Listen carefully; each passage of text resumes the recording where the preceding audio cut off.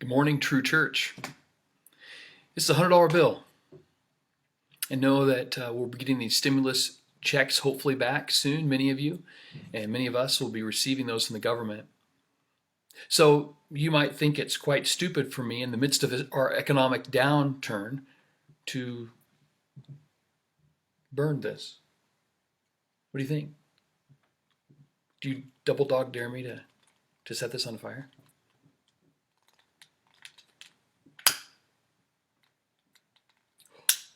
I really am. It's burned.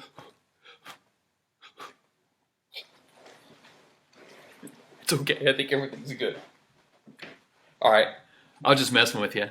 It's not real, but this is one take, man. I've only got one of those. So when I did that, what did that make you think of? I think it's all out. Did you think that's stupid? What are you doing? That's what's going on in the room in the story that we're going to hear about Jesus today. As we're looking at this final week of Jesus' life, Mark and Matthew place this story right after this triumphal entry. John puts it right before, and we find out in John's narrative that it's actually Mary, the sister of Martha and Lazarus, that is doing this. But let's look at Mark's version of, as Mark tells a story in chapter 14. Hear these words. Now the Passover and the festival of unleavened bread were only 2 days away, and the chief priests and teachers of the law were looking for some way to arrest Jesus and kill him.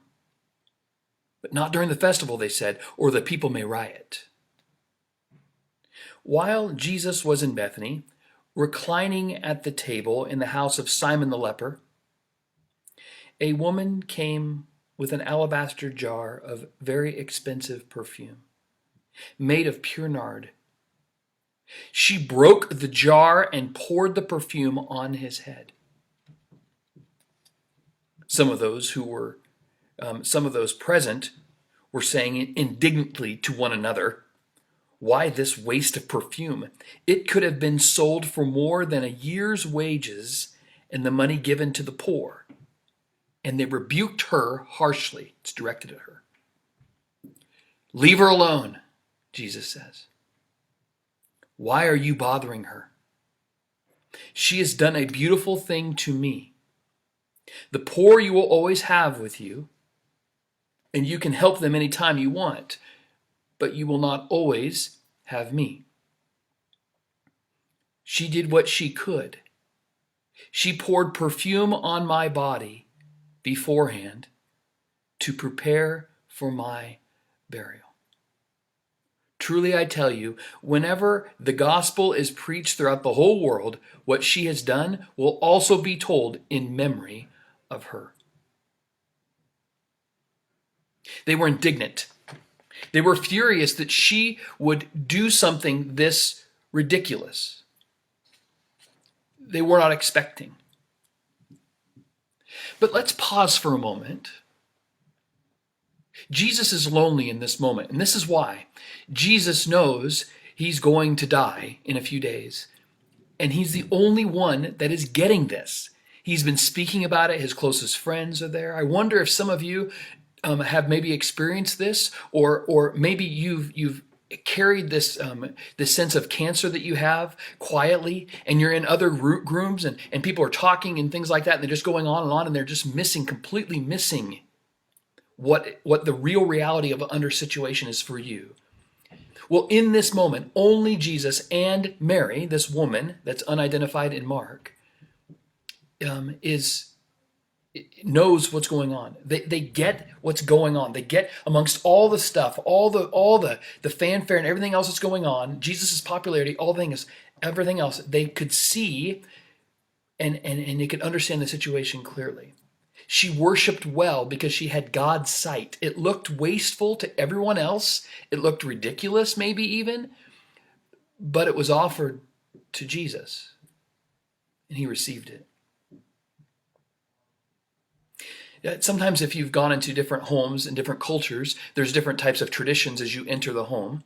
I'm from the United States and lived in different parts of the United States throughout the years, but for most of the time have a European background, and so and depending on where I've lived, I've walked in and kept my shoes on. Sometimes you might take your shoes off. And some of my friends that come from Asian cultures, oftentimes that's a tradition that they not only ask you to take your shoes off, you actually have slippers ready at the door for you.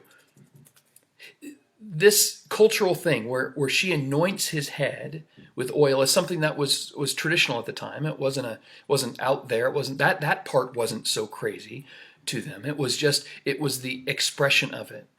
It was how it was given. It wasn't just some olive oil that they had. It was this pure nard.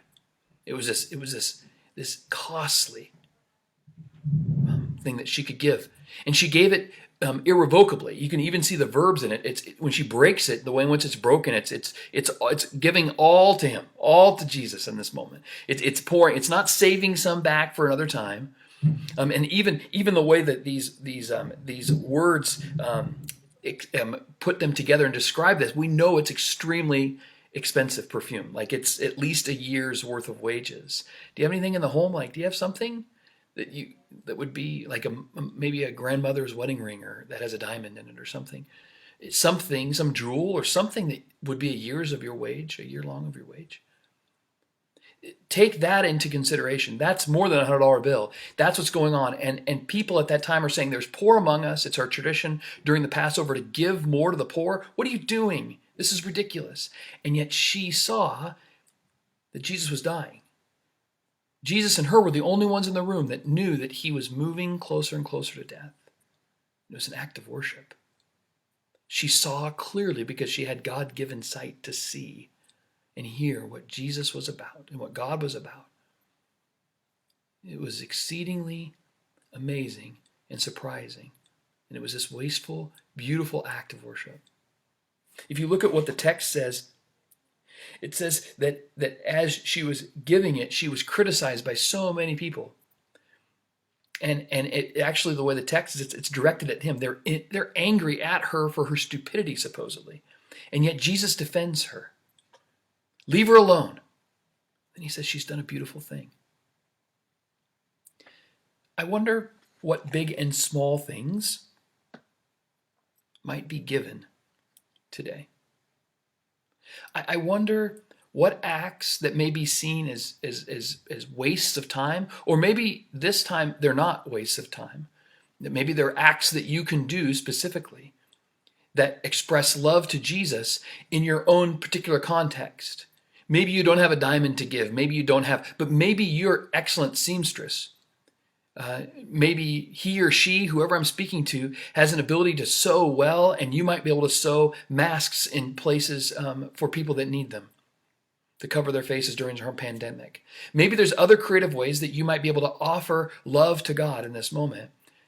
But I want you to know that even though Jesus knew he was going to die and knew that person was there, he defended her and he honored her authentic and radical love of worship to him.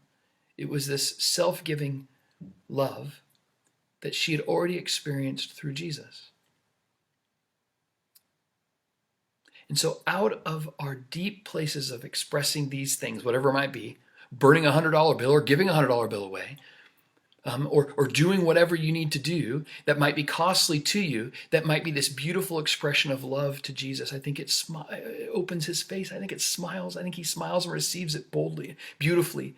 And whatever that might be today for you, I want to encourage you to worship God as a reflection of the one who gives self-givingly to us already.